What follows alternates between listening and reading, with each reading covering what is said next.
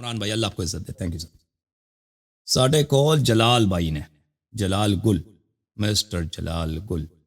السلام علیکم جلال صاحب. وعلیکم بھائی السلام. کیا کیسے حالت خیریت سے ہے ہیں آپ؟ صاحب؟ نے بڑے بڑے گناہ کیے ہیں بھائی, سیدھے جہنم جائیں گے. کیا حال ہے؟ ٹھیک ہے اللہ آپ کو عزت دے بھائی, اللہ آپ کو سلامتی دے. کیا حکم ہے بھائی, حکم کریں. جی. میرے کچھ کوشچنز ہیں صحابہ کے ریلیٹیو ہیں ہاں. اور غار ہیرا کے ریلیٹیو ہیں اور نبی پاک صلی اللہ علیہ وسلم کے سایہ اور نور کے ریلیٹیو ہیں. تو اوکے پوچھیں باری بھائی, باری کر سوال کے کیا؟ پوچھو یا ایک ساتھ پوچھو؟ جیسے آپ کی مرضی بھائی. ایسا کرتے ہیں.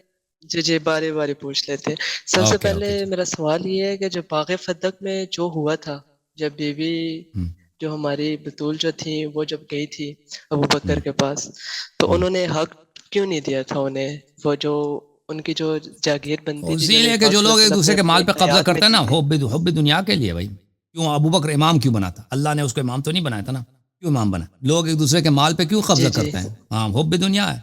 اور کیونکہ دیکھیں فدق ایک بہت وسیع علاقہ تھا, اور فدق اتنا زیادہ تھا کہ رسول اللہ صلی اللہ علیہ وسلم فدق کے آمدنی سے فوج کے خرچے نکالتے تھے, مسلمین کے حکومت کے امور چلاتے تھے. تو اگر یہ پیسہ اتنی عظیم درآمد اہل بیت علیہ السلام کے پاس رہتی, ابو بکر عمر یہ سادہ لوگ تو نہیں تھے, بڑے تیز لوگ تھے, ان کو پتہ تھا کہ اگر ان کے پاس بہت پیسے ہوں, لوگ پیسے والوں کے پاس جاتے ہیں, لوگ پیسے والوں کی حمایت کرتے ہیں, اور پیسے کی بدولت انسان وفاداریاں خرید سکتا ہے, حلیف بنا سکتا ہے. تو اگر اہل بیت علیہ الصلوۃ والسلام کے پاس مالی ریسورسز ایک حکومت جیسے جتنا ہو, تو یہ پورے عالم اسلام میں ایک ہی اپوزیشن ہے, حزب اختلاف ہے, اور وہ ہے اہل بیت علیہ السلام. تو لازمی بات ہے کہ یہ ہمارے لیے بہت بڑا چیلنج ہوگا, ہمارے لیے بہت بڑا درد سر ہوگا, ٹھیک ہے نا. اگر ہم ان کو اس سے محروم کریں, اس درآمد سے, اس عظیم سرمایے سے, اس عظیم درآمد سے اس کو اپنے لیے مخصوص کر دیں, تو لازمی بات ہے کہ اس میں کیا ہوگا, ہمارے اپوزیشن جتنا ہی کمزور ہو, جتنا ہی غریب و فقیر ہو, ہمارے فائدے میں. اور لوگ بھی جو ہے الناس و عبید الدنیا, لوگ بھی دنیا کو دیکھتے نا, مالی مفادات ہوں, کئی پیسے ویسے ہوں, تو لوگ اسی کی سپورٹ کرتے ہیں. تو لوگ بھی ان کے ساتھ پاس نہیں جائیں گے, ان کی سپورٹ نہیں کریں گے, کیونکہ ایسے غریب ہیں, فقیر ہیں. تو وہ تو تیز تھے بھائی, ٹھیک ہے نا. اچھا.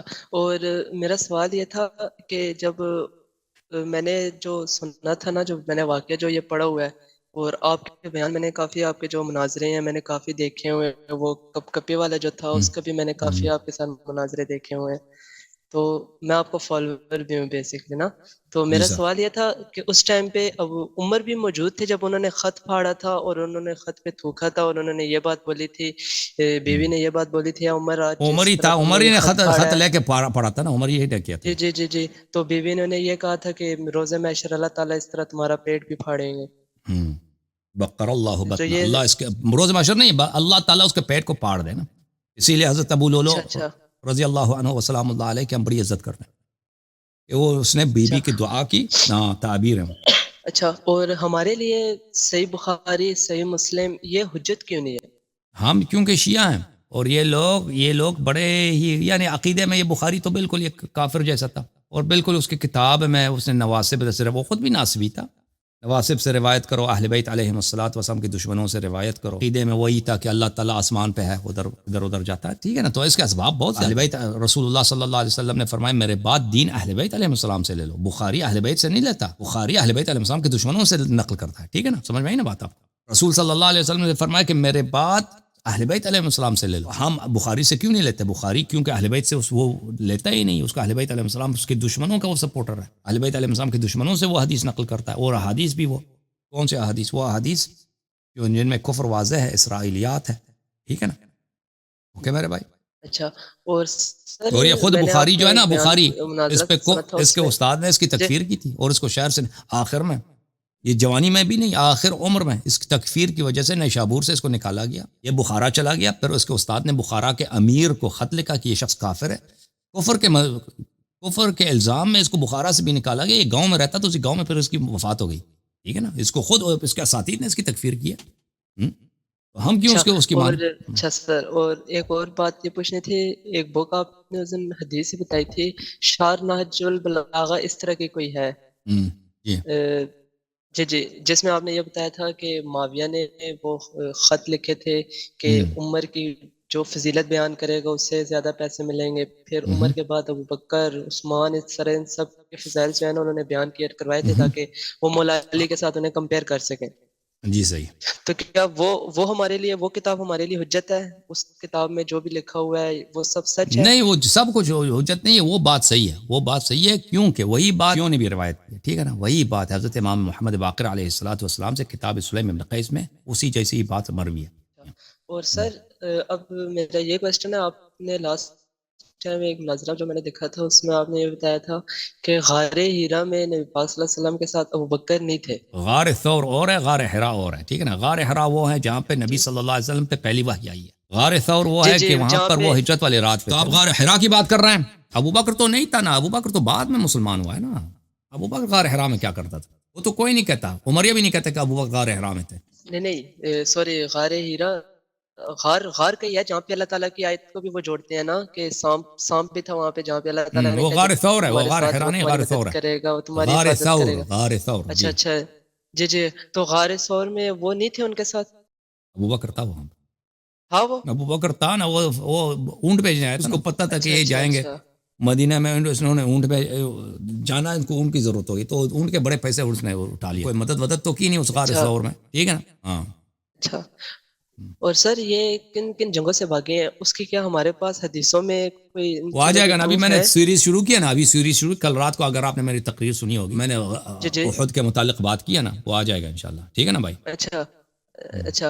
اور سر ایک یہ کویسچن ہے کہ نبی پاک صلی اللہ علیہ وسلم نور تھے؟ بالکل نور تھے. یعنی اس کا مطلب یہ نہیں وہ انسان نہیں تھے، او بھائی اس طرح نہیں تھے کہ ان کا انسان نہیں ہے، وہ انسان تھے. بشر تھے. جی ہاں اسمانی جی، وہ اللہ نے ان کو نور سے خلق کیا تھا. جی ہاں. اچھا تو ان کا سایہ تھا، سایہ مبارک تھا ان کا؟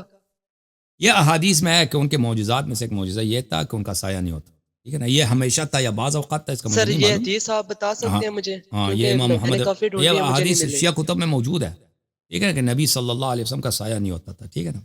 آپ مجھے یہ بعض اوقات ہوتا تھا، یہ ہمیشہ اس طرح ہوتا تھا، ہمیں اس کا نہیں معلوم. بہرحال ان کا سایہ نہیں ہوتا تھا. یہ روایات میں اہل بیت علیہ السلام کے روایات میں موجود ہے کہ ان کے معجزات میں سے ایک یہی تھا. ایک معجزہ یہ تھا کہ وہ کسی اتنی خوشبو تھی ان کی کہ اگر وہ کسی راستے سے چلتے تو کئی دن کے بعد بھی وہاں جلتے تو ان کی خوشبو آتی تھی کہ یہاں سے نبی صلی اللہ علیہ وسلم گزرے ہیں، اتنی ان کی خوشبو تھی، ٹھیک ہے نا. جی ہاں. اچھا. اور سر ایک اور یہ چیز ان کے معجزات میں سے یہ تھا کہ اگرچہ ان کا قد میانہ تھا لیکن کبھی کوئی بھی شخص جتنا بھی لمبا ہو ان کے ساتھ کھڑا ہوتا تو ان سے وہ اس کا قد اس سے لمبا نظر نہیں آتا. نبی صلی اللہ علیہ وسلم سے لمبا نظر نہیں آتا تھا، ٹھیک ہے نا. یہ بھی اہل بیت علیہ السلام کے احادیث میں موجود ہے. جی ہاں. اچھا. اور سر ایک یہ بات ہے کہ جو مولا کی جب جنگ ہوئی تھی نا، جب ہم عائشہ کے ریلیٹیو جب ان کی جنگ ہوئی تھی ان کے ساتھ، تو اس میں یہ سنا جاتا ہے کہ اس سائڈ پہ بھی مسلمان تھے، اس سائڈ پہ بھی مسلمان تھے. وہ یہ حدیث لے آتے ہیں کہ حضرت علی سے پوچھا گیا کہ وہاں بھی شہید ہوئے ہیں یہاں بھی شہید ہوئے ہیں نا، تو جنتی کون ہے اور دوزخی کون ہے؟ تو وہ کہتے ہیں کہ وہ کوئی شیعہ حدیث نہیں ہے، وہ شیعہ حدیث نہیں ہے بھائی، ٹھیک ہے نا. وہ شیعہ حدیث نہیں. امیر المؤمنین علیہ الصلوۃ والسلام سے جو لڑے، دیکھیں وہ اس نے رسول صلی اللہ علیہ وسلم سے لڑی ہے، جنگ لڑی ہے، ٹھیک ہے نا. اور پیغمبر سے جو جنگ لڑتا ہے وہ ہوتا ہی کافر ہے، ٹھیک ہے نا. وہ ہوتا ہی کیا ہے بھائی بتاؤ؟ کافر. وہ نبی صلی اللہ علیہ وسلم سے لڑے، وہ انکار کرے تو کافر ہے، جنگ لڑے تو کیسے مسلمان ہے، ٹھیک ہے نا. یہ کتاب ہے سنن ابن ماجہ. ہاں سن لو بھائی، سن لو سنن ابن ماجہ محمد ابن یزید القزوینی، آپ دار الفکر کتاب چھپی ہے سنہ 2008 میں. یہاں پر بھیا آپ کے سوال کافی ہو گئے نا، دوسروں کو بھی بات کرنے دیں. قال رسول اللہ، حدیث نمبر 145 صفحہ نمبر 54. قال رسول اللہ صلی اللہ علیہ وآلہ لعلی وفاطمہ والحسن والحسین انا سلم لمن سالمتم وحرب لمن حاربتم. جو آپ سے لڑائی کرے میں اس کے ساتھ اچھا ہوں، اور جو آپ سے لڑے میں اس کے ساتھ میں اعلان جنگ کر رہا ہوں، جو آپ کے ساتھ آپ کے خلاف لڑے، ٹھیک ہے نا بھائی. اوکے. اب جلال گل بھائی دوسروں کو باری دے دیں. اوکے تھینک یو سر، اللہ آپ کو عزت دے. آپریٹر بھائی آپ سو رہے ہیں نا بھائی، شیعوں کو ادھر نہیں لانا بھائی، صرف جماعت عمریہ کو لانا.